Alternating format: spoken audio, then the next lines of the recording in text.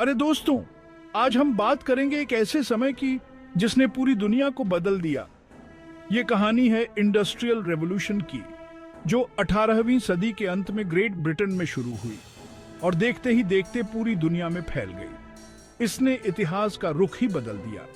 पहले ज्यादातर लोग गांवों में रहते थे और खेती बाड़ी करते थे। जिंदगी मुश्किल थी और तरक्की बहुत धीमी। लेकिन इंडस्ट्रियल रेवोल्यूशन ने सब कुछ बदल डाला। नई टेक्नोलॉजी आई, काम करने के नए तरीके आए और जीने का नया अंदाज आया।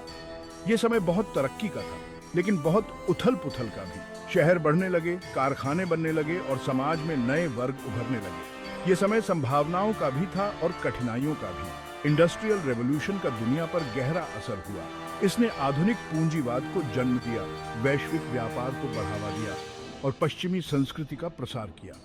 और इसका असर आज भी हमारी दुनिया पर दिखता है। इंडस्ट्रियल रेवोल्यूशन का असर समझने के लिए हमें पहले उस समय में जाना होगा जो इससे पहले था। उस जमाने में जिंदगी बिल्कुल अलग हुआ करती थी।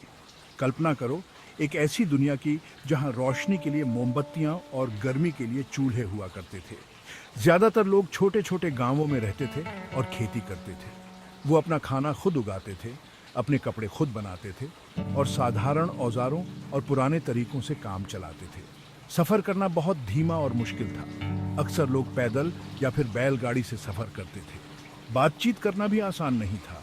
खबरें मुंह जुबानी या फिर कहतों के जरिए पहुंचती थीं, जिनमें हफ्तों या फिर महीनों लग जाते थे। लोगों की जिंदगी मौसम के हिसाब से चलती थी। इस इंडस्ट्रियल रेवोल्यूशन से पहले की दुनिया अपनी जगह खूबसूरत थी और यहाँ लोगों में एकता भी थी।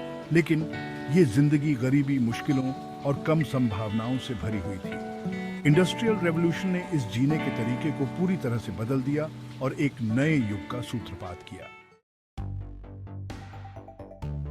इंडस्ट्रियल रेवोल्यूशन कई अद्भुत आविष्कारों से संभव हो पाई। इन आविष्कारों ने चीजों के निर्माण के तरीके को बदल दिया और बड़े पैमाने पर उत्पादन और कारखाना प्रणाली का रास्ता साफ किया। एक महत्वपूर्ण आविष्कार था स्पिनिंग जेनी। जेम्स हारग्रीव्स द्वारा आविष्कार की गई इस मशीन ने एक ही कार्यकर्ता को एक साथ सूखे के कई धागे बनाने की अनुमति दी। इससे कपड़ा उत्पादन की गति और दक्षता में काफी वृद्धि हुई। एक और महत्वपूर्ण आविष्कार था भाप इंजन। जेम्स वॉट के बेहतर डिजाइन ने ऊर्जा का एक शक्तिशाली और विश्वसनीय स्रोत प्रदान किया, जिसका उपयोग कारखानों और मिलों में मशीनों को चलाने के लिए किया जा सकता था। अन्य महत्वपूर्ण आविष्कारों में पावर लूम, कॉटन जिन और टेलीग्राफ शामिल थे।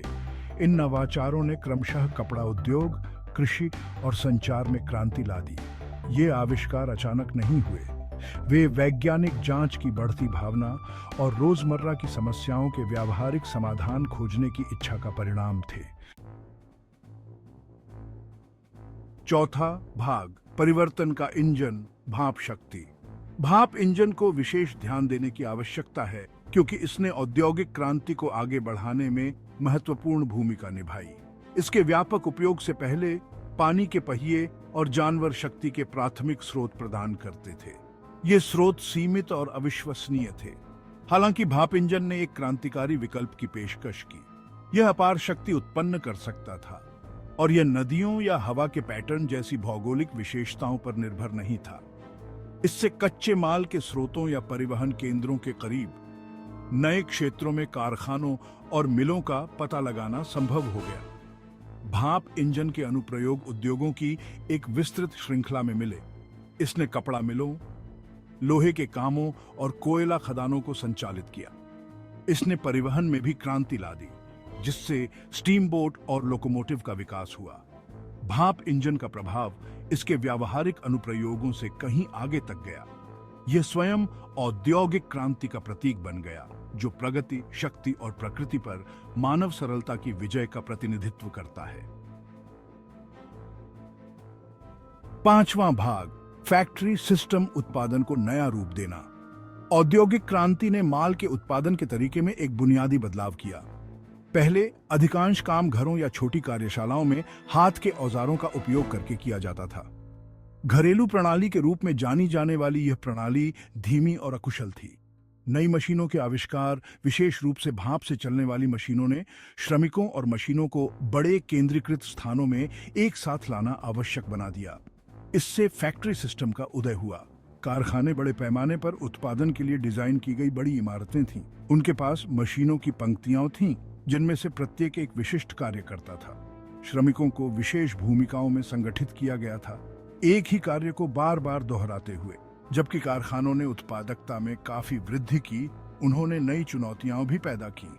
शुरुआती कारखानों में काम करने की स्थिति अक्सर कठोर और खतरनाक होती थी। महिलाओं और बच्चों सहित श्रमिक शोरगुल वाले, खराब हवादार और अक्सर असुरक्षित वातावरण में कम वेतन पर लंबे समय तक काम करते थे।